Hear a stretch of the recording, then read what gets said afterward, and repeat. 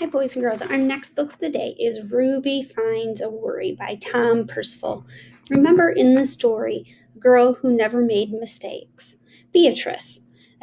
Throughout part of the story, toward the end, she really was carrying around a worry. And once that worry was gone, she changed a little bit. So let's see what happens with Ruby and her worry.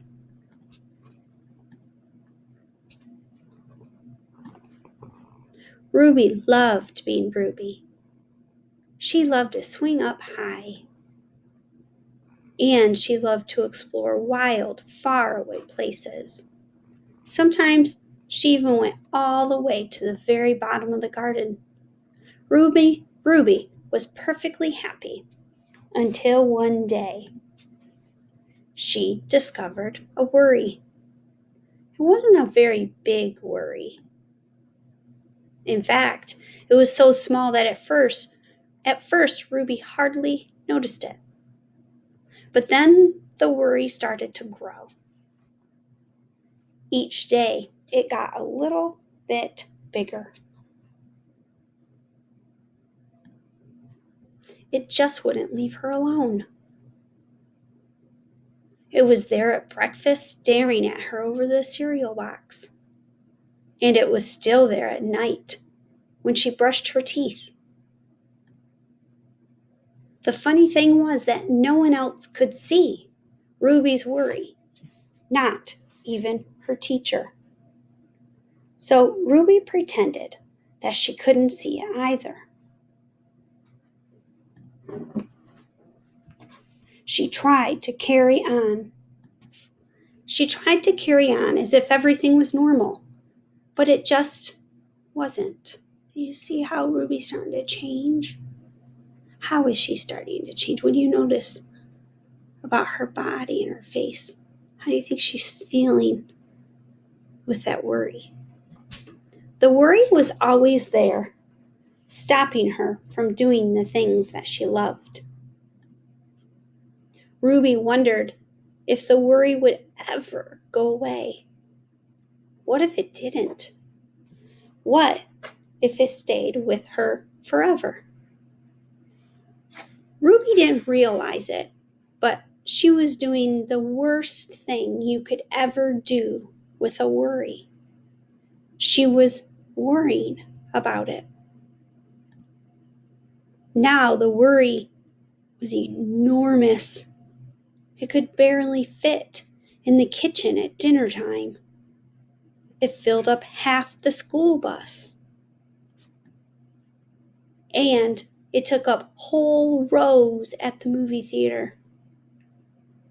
The worry became the only thing that Ruby could think about, and it seemed like she would never feel happy again. Then one day, something unexpected happened. Ruby noticed a boy sitting alone at the park.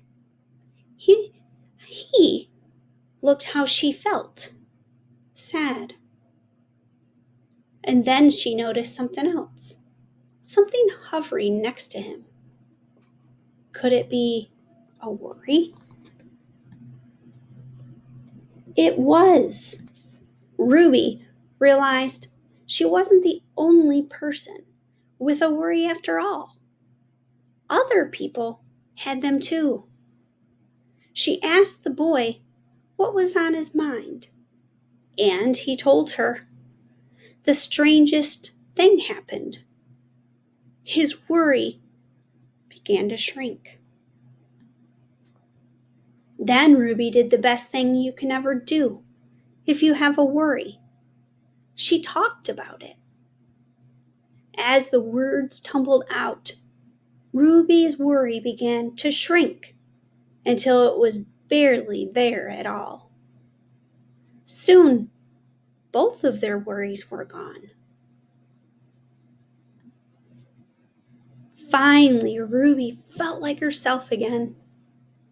Of course, that wasn't the last time she ever had a worry. Everyone gets them from time to time. But now that she knew how to get rid of them, they never hung around for long. So I want you to make the connection to the girl who never made mistakes and Ruby. They both were carrying around a worry. And if you think of Beatrice in the other story, as she continued to carry her worry around, it brought her down and made her feel extra worried and sad because she was thinking about the talent show so much and worried about making a mistake. And as Ruby was.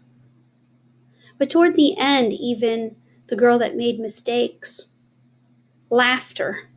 She made a mistake and laughed and was able to find herself and feel herself, be herself again.